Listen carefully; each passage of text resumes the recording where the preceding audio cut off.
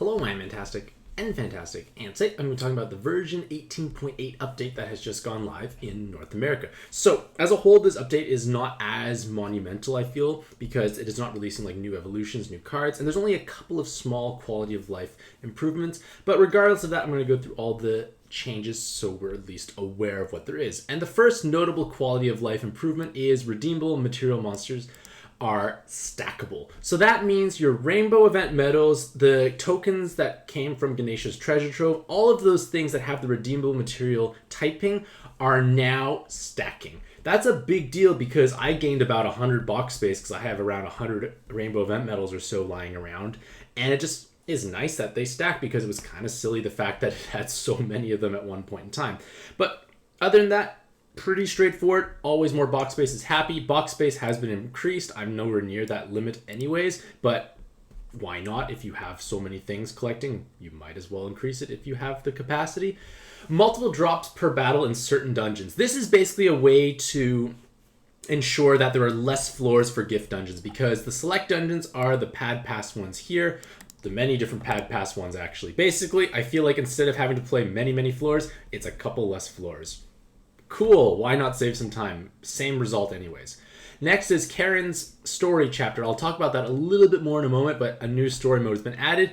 And then a new cross awakening skill. So basically the idea of this awakening is that you gain bonus attack according to Pad X. It's 2.5 times attack bonus for the owning card when you match a cross of their respective colors. 2.5 times is technically the highest burst we can give and also grants mass attack, which is valuable in certain content as well. But along with the attack bonus, it also reduces the super blind skyfalls, the sticky blinds, the things that can happen in certain dungeons. Those can be reduced by 2 turns per cross. It's the only true counter we have to this type of mechanic. It's not necessarily the most devastating mechanic in the game, but at the same time, it's a hindrance, and if you can get rid of it sooner, it's always going to be beneficial.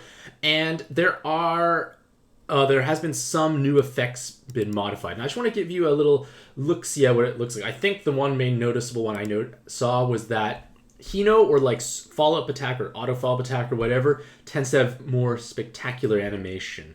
So let us just increase the volume so you can hear the happiness. And we can match that blue. No other animation. And boom! Cool animation. Is that important? I'll say yes, because looks are important. So in regards to the new story dungeon, Karin is the latest chapter, and Karin has a bunch of story. I don't think the writing has improved necessarily. I haven't taken a look, but I'm just going to go out on a limb and say it has not. And she is available through the monster exchange system because she has a new evolution for when you do complete the story mode. You get to have a possible new evolution for Karin, and you can monster exchange for her. Let's just take a look at that right now. So basically, Karin can be traded around. There are so many different. I have way too many Karins. I have so many Karins. But either way, you can make her new evolution, and she can get a skill boost plus or a VDP as her super awakening. So these are pretty useful awakenings overall because she has meaningful personal damage, especially against devil and dragons. And when you make that VDP, things will definitely die. She has super jam resist, and she does give an attack buff and the same elemental board changer. Is it the greatest card in the game? No. Is it valuable? Yes, it can, because 4 skill boosts with super jam resist is never going to be necessarily a bad thing, along with personal damage against non-void spawns. So I will definitely convert one of my many Karins into that form. I have 6, 7, 12, 13, 14. I have 15 Karins. Yeah, I definitely have more than enough. But either way, another possible evolution for Karin. And there are actually some quests. I should have probably shown that as well. But if you look at your achievements tab, there are new story event ones. So we have the Haku one. If you clear the Haku dungeon, you get all that happiness there. And if you clear Karin's story mode, I did the first chapter just to look at it, and you get a bunch of small rewards. It's not exactly huge and monumental, but hey, it's extra useful stuff that's never going to necessarily be a bad thing. And other than that, there's not too much more in story mode because it's just talking about stuff. And there is a skip story option, which you can see here. There is a skip story option. So if you don't like the dialogue, you can just skip it a little faster.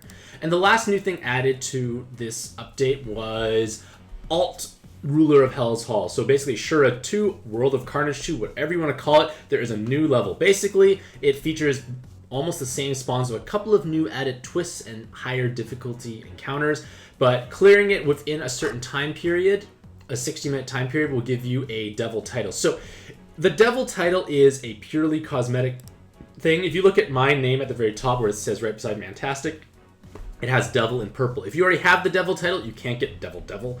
And if you already have king from being first place in a ranking dungeon, devil title will not supersede king unless I think you can select it. But either way, it's another chance for players who were unable to get the devil title beforehand to get a devil title once more. Remember, this is purely cosmetic, but it does stand out more compared to crowns. And I do wish they had introduced achievements sooner, or at least making achievements more varied so people can have more degrees of customization. But other than that, there's not too much new stuff that has been released in this content update aside from stacking materials, Karin's story, and a new endgame dungeon to try and tackle and clear. So hopefully you all have a fantastic day. I wish you all the best of luck in your own pad adventures, and happy puzzling.